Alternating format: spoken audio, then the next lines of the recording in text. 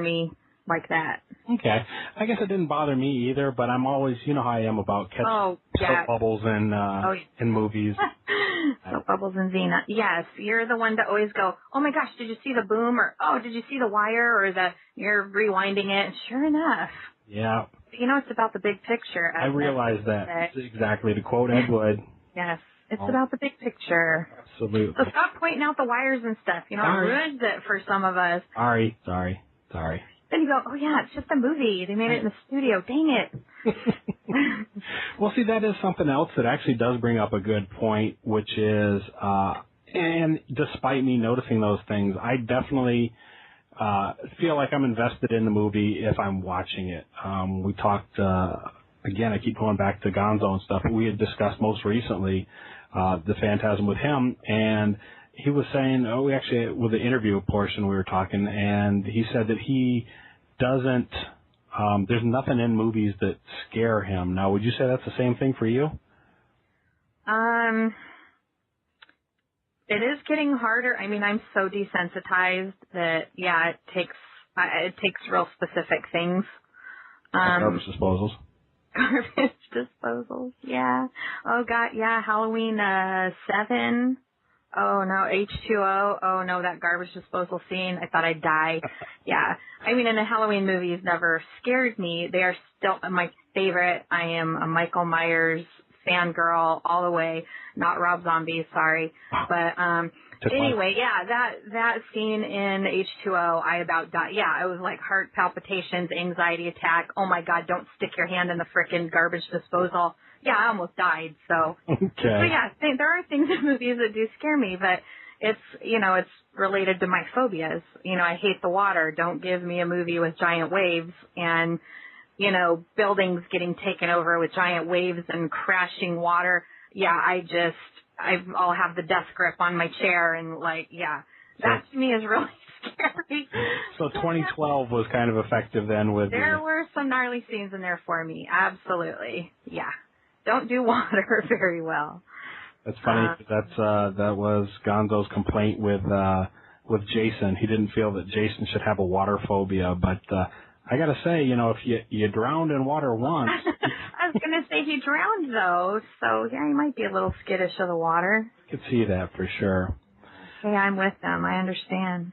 So, talking about other movies, did you catch the references to Dune in Phantasm? Why, yes, I did. Thank you for helping to point them out, though. Yeah, I was going to say, if you didn't catch them before, sitting on the couch to me is probably kind of annoying sometimes because, oh, look at that.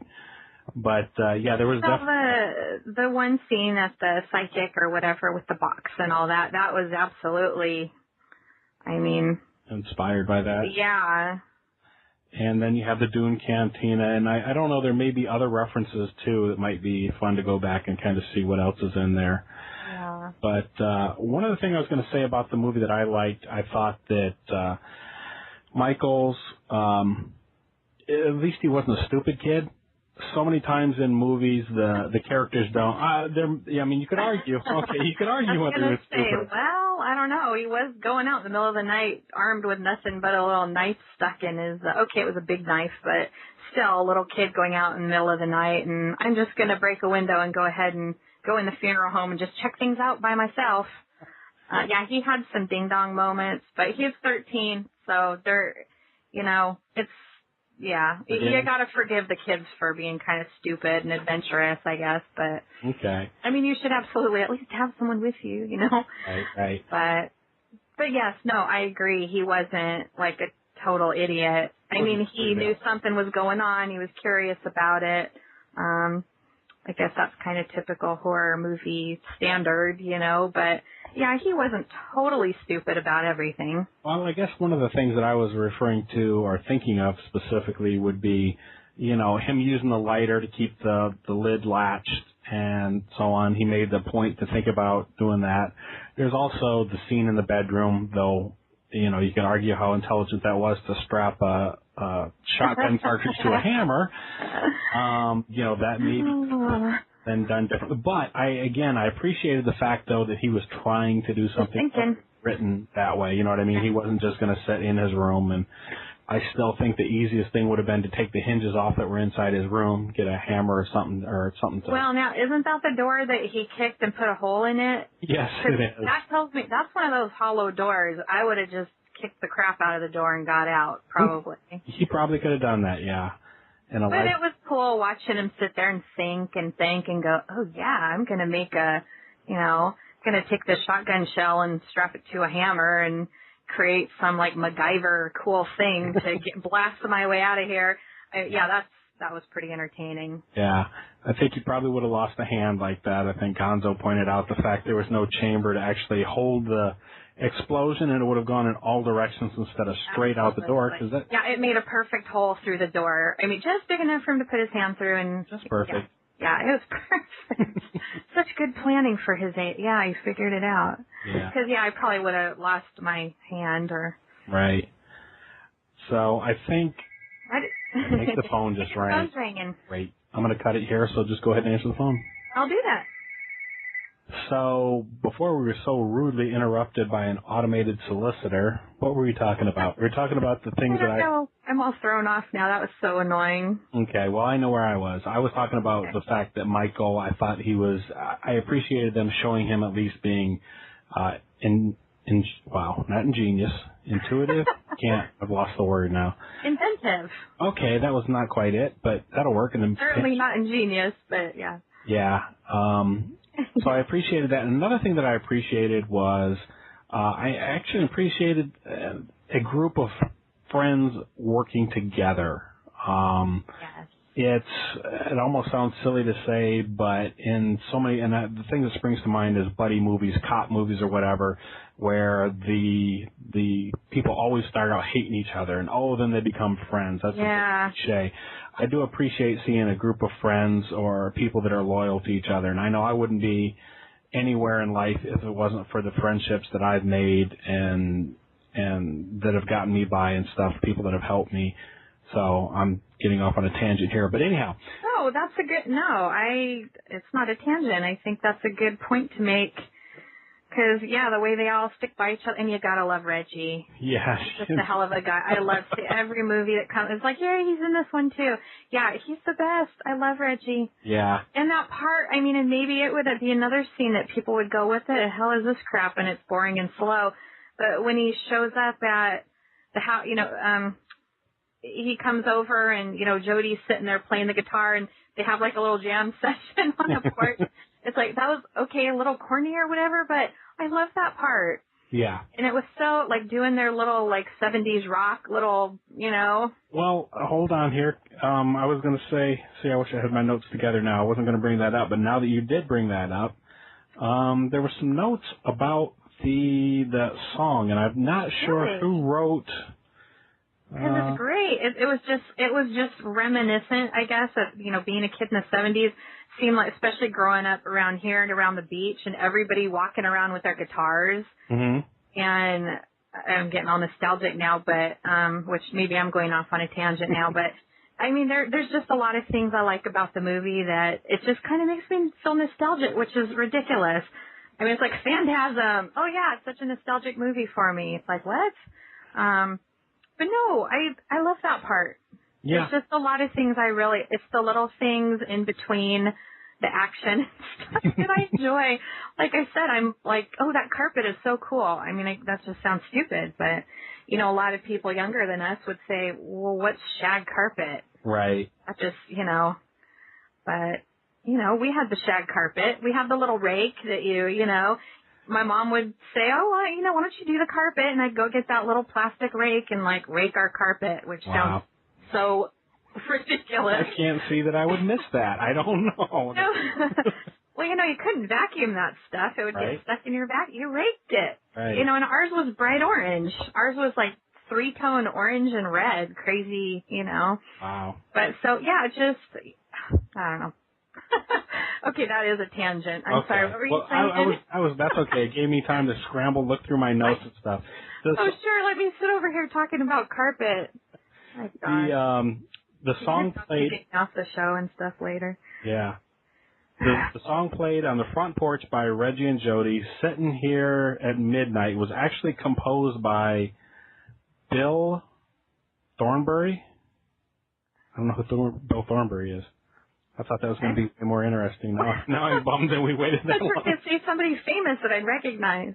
Nope. Sorry. Well, who's Bill Thornbury? I don't know. I'm going to have to look that up. How embarrassing. I talked myself to a corner. Yeah, what was the point of that? I don't know. Hey, I got a better one for you. How about the theme song? That's what I meant to tell you about. I meant to tell you about the theme song. Let's try that. It's played by a death metal band called Entombed. And the middle section of the title track from their debut album, Left Hand Path. Okay. Yeah. A death metal band. Yep. Did they call it death metal in the 70s? I don't think so. I don't know. Did they? That's interesting, I guess. I actually screwed that up completely because I didn't read it. I did tell you I was dyslexic, right? Oh, well, you don't have to tell me you are. Yeah, he's very dyslexic. Okay, so... We super intelligent and can't write a sentence, so... Wait, no, it's not that bad. Well, maybe it is. Okay, it is. We may edit some of this. At any rate, the theme song is played by the death metal band Entombed in the middle section of their title track of their debut album, Left-Handed Path, in 1990. I knew the dates weren't adding up there. Oh. So, not there was a death metal band playing the song.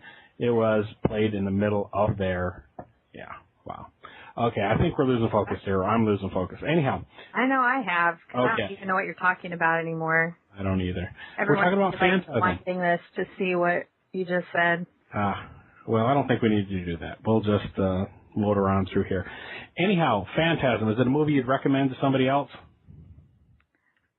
I wanted to say, oh, absolutely, but I mean, any movie you would recommend it to certain people. Yeah. I mean, 'cause I don't know. Yeah, I mean, I love it, so yeah, I would think, well, dang, everyone else will love it. I'll recommend it to everybody. But yeah, I know a lot of people would be like, what's this? You know. We haven't talked about the rest of them other than two. What about the whole series? I know that I had said before we went down to the video store, we spent $5 and we got all of them, so all four of them, and had watched them, had a little marathon or whatever. What was your feeling about that? If you were to recommend the entire series to somebody, would you say, yeah, check out all four of them? If you're going to do one, do all four, or would you just say watch one by itself? I think so. I mean, it would either be watch the first one, and if you think it's like the stupidest thing you've ever seen, then don't bother. But, yeah, I mean, for me, it would have to be all of them. Absolutely. Well, and I think that if people didn't care for the first one, they should at least give the second one a chance, because it is a different, it's more of an action, you know what I mean? They kind of to the man, they go out there and try to hunt him down, and hope that's not a spoiler, but oh well. So it's a little bit more proactive than... I guess if someone watched the first one and thought it was like an interesting concept or something, but thought it was kind of boring or slow or something, I think the second one would absolutely be better. Okay. But you'd have to kind of be into the story, because it's kind of, it's quite a story, isn't it? Yes, it is, and you never really get all your answers. Right. He's an alien, and he's here harvesting dead people to crush them down into dwarfs and take them back to his planet to be slaves. That just is like, okay, that doesn't sound like a horror movie. It sounds like a joke, actually. Yeah. So, it sounds kind of hokey, and some people would just go, what? That just sounds stupid, but yeah, I don't know. Okay. I'll give anything a chance. But I know a lot of people who wouldn't. Yeah. So, if you're going to rate this 1 to 10, what would you give it? Ooh. Now, I've got a kind of a movie. I've got a movie rating scale that's on my Podomatic page. Maybe I should look at it before I rate it, because I would rate it fairly high. Okay. Well, what I have listed here roughly is, a 1 would be something that's absolutely avoided. A 7 is a good movie. 8s would be good with some outstanding features. 9 would be a great movie that's just missing one tiny thing to push it over the edge.